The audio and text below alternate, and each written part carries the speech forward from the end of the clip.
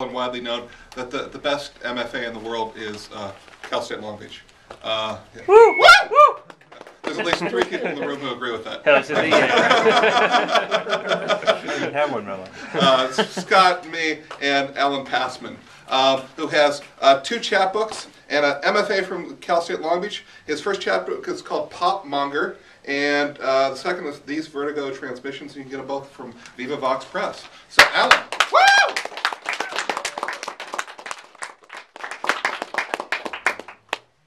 And so I actually have them here with me. So just to get the pricing out of the way, because let's talk some business. For both chapbooks, $5. But if you only want one of the chapbooks, only $2. So it's a bargain. It's a bargain. It's too good of a deal. I'm going to pay. I know. I'm losing my shirt here, people. Yeah. And it's a great shirt. So. That's a great deal. Okay, so sidebar. I love Jessica Draub-on-Page. I'm really sad that she couldn't read tonight. Also because she's sort of a hermitess, so it's rare that you see her, out of captivity. Mm-hmm. So that poem reminded me of the fact that, did you know, a little bit of trivia for you, did you know that originally Michael Jackson wanted to do the song Bad as a duet with Prince, but Prince bowed out because of the line, "Your butt is mine." He didn't like the implications, so he didn't want to do it. And by the way, everybody give it up for Michael Torres, because that was amazing. That was really good. I can't compete with trivia questions about myself, nor Kool-Aid and Rice Krispie treats, but I'm going to try. Okay, so yeah, I'm Alan Passman. The first 2 I'm going to read for you were recently published by an online magazine called Crack the Spine, and they're going to be featured in their first print anthology, which is going to be available on Amazon. So here's the first one. It's about... Sorry, Archie. It's about being in a relationship, a serious one. It's called The Living Together Continuum. When we kiss, our eyeglasses clink like we're toasting l'chaim. And if you've never seen Fiddler on the Roof, then that means to life. And that is what we're celebrating when we lock lips like fighting fish, yet those scaly fucks don't have these boxy horned rim things on their faces. At other times, our lenses are the steamy windows of the cars that line that cliff edge of Makeout Point every date night in every city nationwide and quite possibly the world. Those obscured windshields that hide unseen groping and practice runs at baby making, test pilots on the airstrip of procreation. My mouth is either a size too big or yours a size too small. Tongues, too, of the same such proportions are the candle flicker atop a menorah or a birthday cake. Lights trumpeting that presents soon unwrapped will behold a greater glory untold. Gift wrap or clothing, what's the difference? Rip, tear, rend, then left scattered like the how, the why, the when, but not the who. We know who. That's the important piece of info. In a convo, spoken in whispers in the darkness of shared room. Hello Kitty and a black velvet painting of Satan cohabitating on wall spaces, remnants of family photo albums of separate childhoods sealed together, magnets of belonging pin them to the fridge's alabaster face. Your life bleeding into mine, into yours, showering together to save time and money on cold mornings. We soap crevices aching to fill or be filled later, but knowing that we can't afford the bane of tardiness that might take away those vocations that allow us to perpetuate this pupil period, where we might glide out with manicured wings or just fade from technicolor to monochrome to ash, ghost murmurs of memories of well-spent time.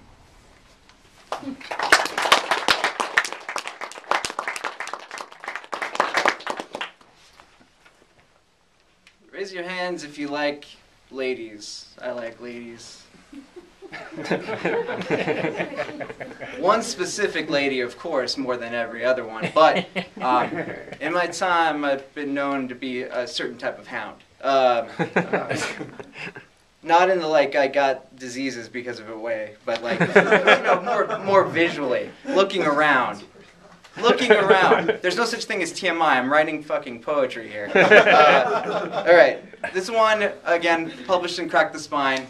And if I'm too Long Beach for you, I'm sorry. Hundreds of women running rampant.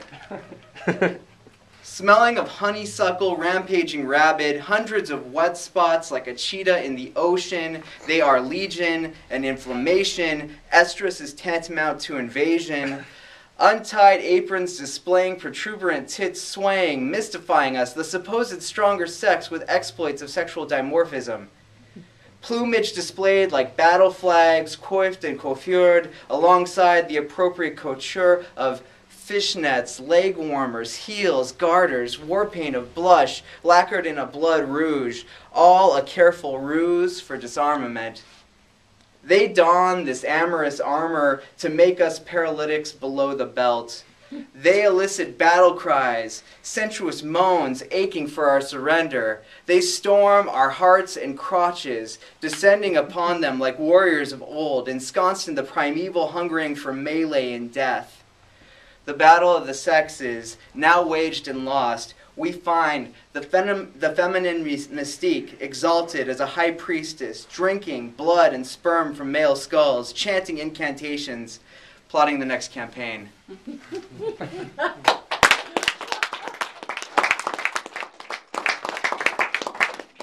Gonna reach in my pocket and see what's in there.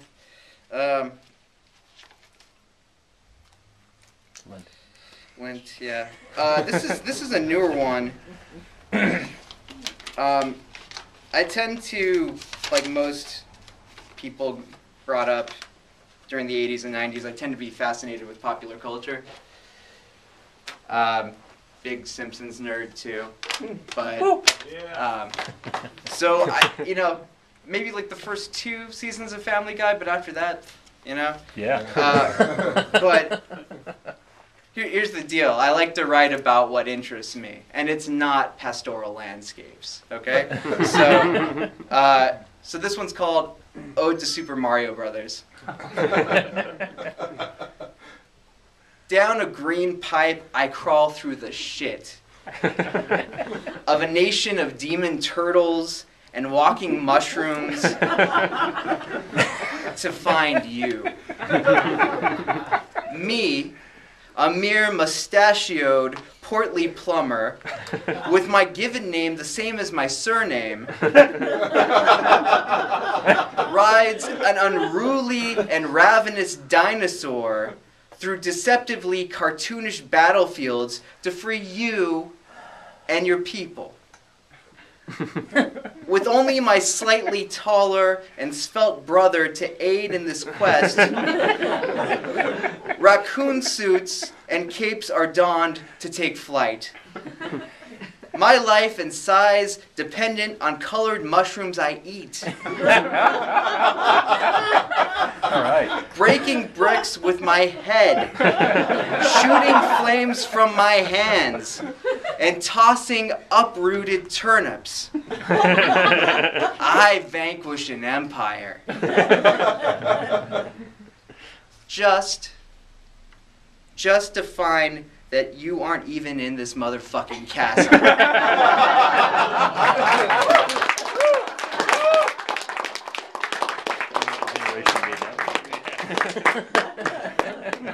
Bitch. Nah, I love Princess Peach. Remember when we just used to call her the princess and then Mario Kart came out and now we started calling her Princess Peach? That's some weird ass shit. Alright. So, keeping it on the pop culture tip, no pun intended for where this poem might go, I think I'm going to read one that stretches all the way out towards Gotham City. It's called The Cape and Cowl Can't Hide My Disappointment. Maxime, the Parisian dandy of the Halloween party, offered you a seat. And you sat there, and you sat on that fucking frog's lap as he posed there in a goddamn deck chair. From his cherry lips spouted heavy-tongued bullshit. Come on, just one kiss, just one, just one. Holding his hand up, finger outstretched to symbolize the number he butchered the pronunciation of, you playfully smiled, smoking a cig like a big girl. That smile you shoot me from time to time, wearing those Bardot-style mocha knee-highs. Like now. Walking right on by, perhaps because it was dark. Perhaps because I was dressed as Batman. Blending with the night, like him. Brooding, like him.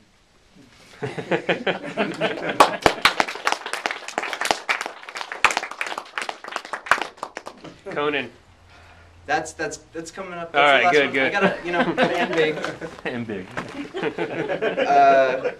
So I'm gonna read one. Probably like 2 more out of this book. This one's definitely intended for performance. It looks funny on the page. So it's called, and there's a comma in here, so I'll pause for dramatic effect. So this is the title. Just so you understand, the comma equals breath, right? Anybody taking a workshop, you know this. So in the future, tense.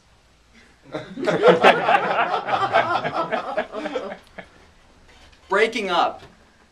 Like pulling off an arterial band-aid, a dike, bursting with blood and consternation, cranberry ocean spray streaming out thick like Heinz at the bottom of the bottle, dangling like Damocles' sword. The proverbial elevator in The Shining, bathing whatever hallway in gore. These moments cling together like those rats in that sinking ship, adrift in unseen currents in a sanguinary sea. The undertow, unexaggerated, ex-lovers, their stories uncorroborated, with one asking why, the other saying, die, die, die. A not-so-steadfast captain, ready to dive off the helm of the shared vessel, has already accrued a lifeboat waiting in the eyes of another, or just in peace of mind. That arbitrary saying sounds like a piece of gum.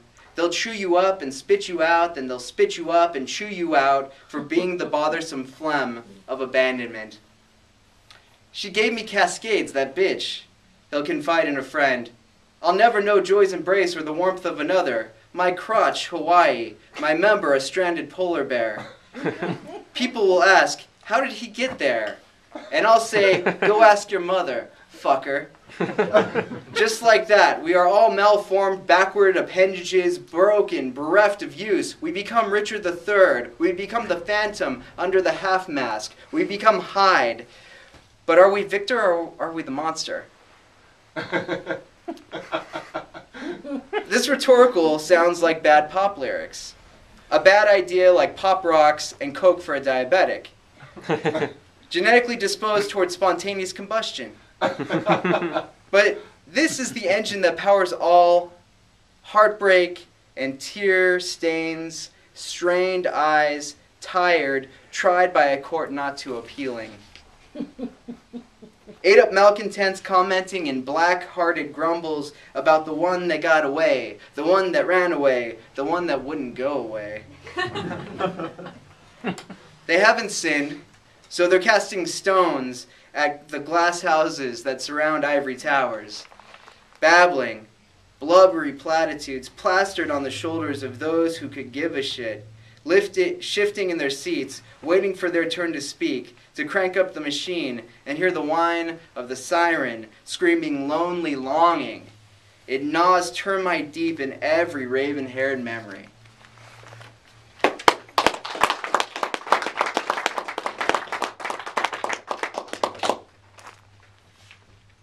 Yeah, on the page, that one just goes on forever.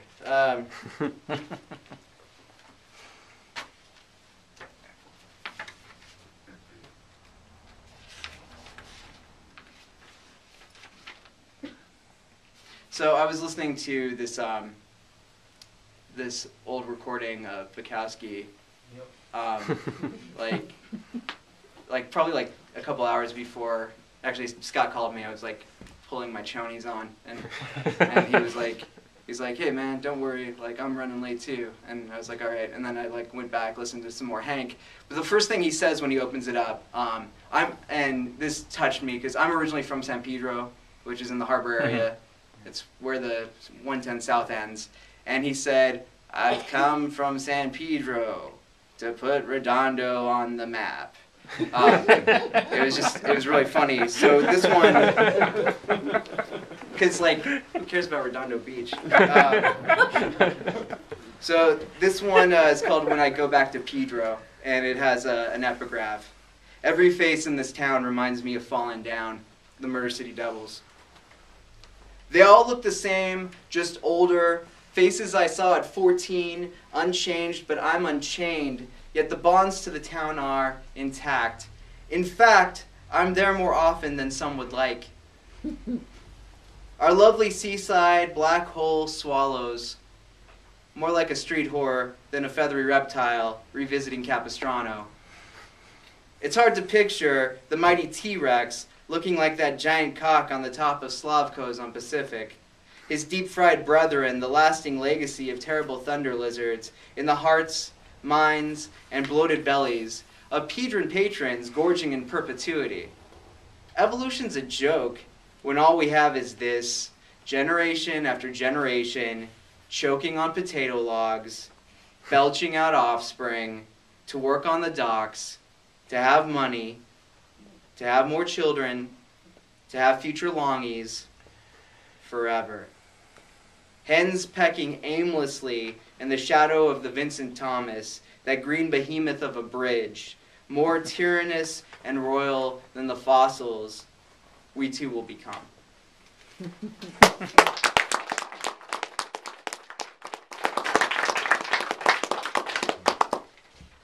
All right, two more or something until the big hook comes out. All right. So, this one sounds like it's going to be about something nice and fun, but it's not. It might conjure childhood memories, some good, some bad. So, Rubber Ducky, you're the one.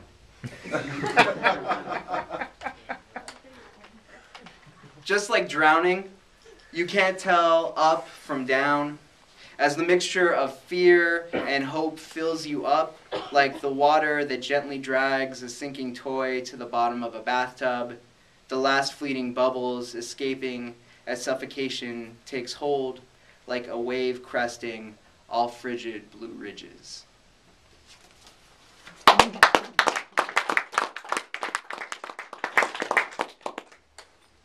And yeah, has it been about almost 15? Yeah. Yeah, cool. All right, so this is going to be my last one, and this is the one Scott asked for. Now, don't get offended, but there might be some content in here that some people in this room who happen to be fans of a certain something might get offended by. I'm just putting it out there as a disclaimer. You don't have to look at this through any sort of feminist lens or anything like that. It's all in good fun. It's not going to be misogynistic at all, I promise. All right. Conan the Barbarian and I go grocery shopping. He's in a fur loincloth and matching boots, which is all he ever wears. If you don't count the armbands, and unless he's usurped a kingdom, then he usually has a crown and a chest plate. But now he shivers in the grocer's freezer section. I push the cart, always he wanders, a muscle-bound shopping vagabond. Crom, he gasps at 2-for-1 deals as I grab the soy milk. Cranberry amuses him greatly. Cranberry juice even more so, as do the cereal mascots. He, shy and reserved, the strong and silent type, doesn't like to talk shop much. He doesn't even have his sword with him when we hang out. Oddly enough, he does today. Bounding around the condiment aisle, who should we bump into but an ex of mine? Her and Carrie Bradshaw are all twinsies and snakeskin Jimmy Choos, a cart filled with womanly things in front of them. The Sumerian is wary of their footwear, as he has had a bad history with worshippers of the Serpentine. An awkward introduction. Me, this is Conan. Her, this is Carrie. Their eyes meet.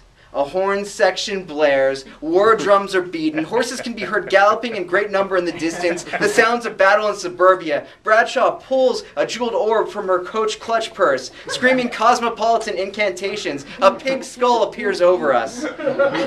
Prada orcs and Gucci ogres dropping from its translucent gloss, with Louis Vuitton Labras axes and coach cudgels held in clawed hands, doling the instantaneous massacre of other shoppers out, using their blood to fashion their murderous red carpet.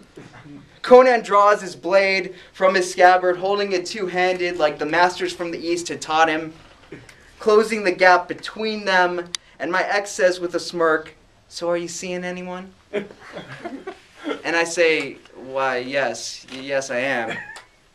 Her countenance, now that of a woman with bird shit in her eyes, the subtle, scalding burn of the defecating creature that suffered from a napalm incontinence.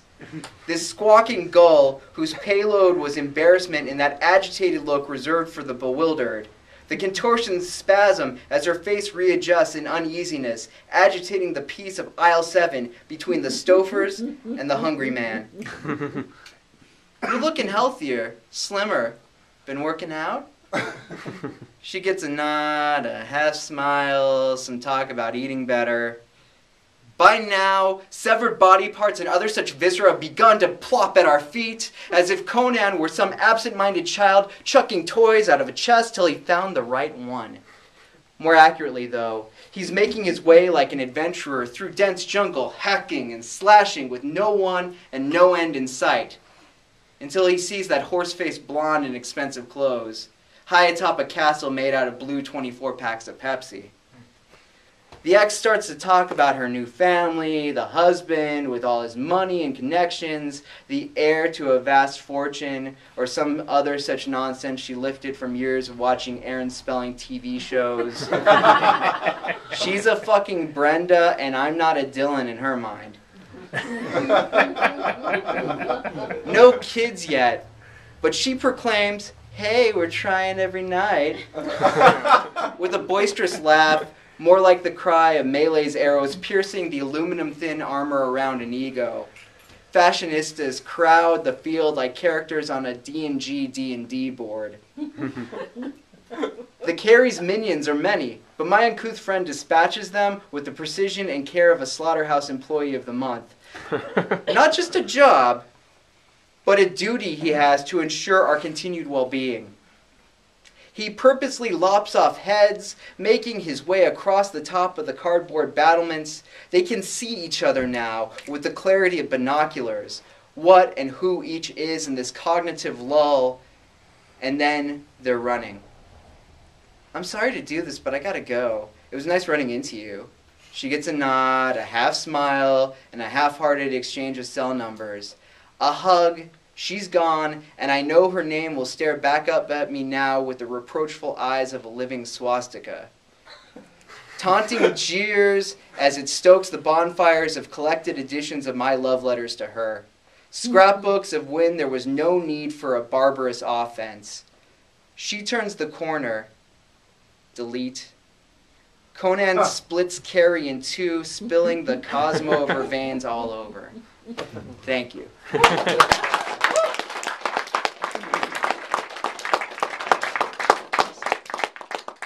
Alan Passman. Woo! Michael Torres. Woo! Deborah Gould. Woo! Actually, they just like to be cheered. Okay, so thank you very much. There's a shindig at my house afterwards.